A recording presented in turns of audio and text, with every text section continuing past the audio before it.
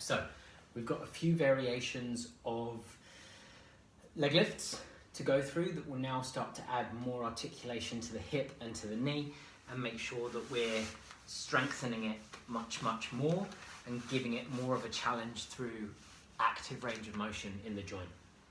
Okay, so instead of just our standard passive standing leg lift and passive lying leg lift, instead we're going to go active.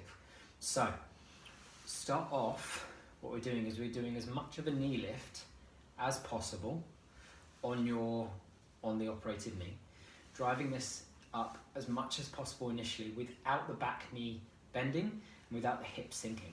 So from a side view, we're going into as much of a pull as possible without my hips tilting and my knee coming back. So just pulling up as much as possible.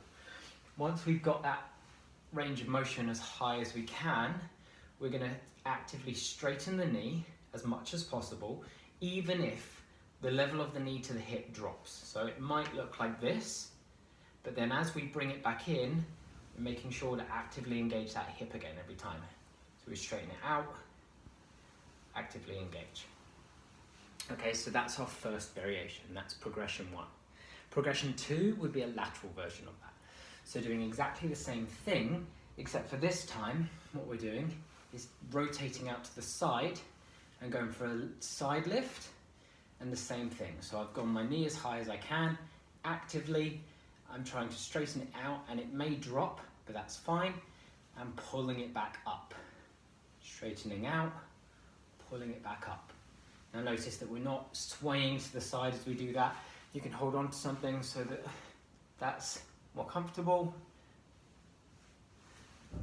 And that's our second variation.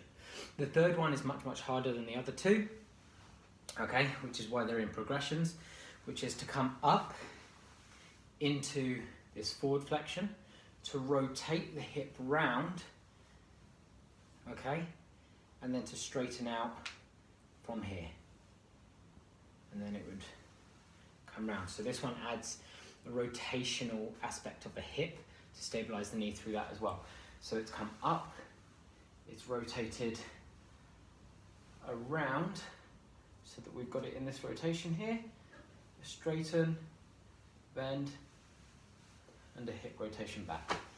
Okay, so those are our 3 variations that we can work through to add additional stress to the articulation around the hip and the knee.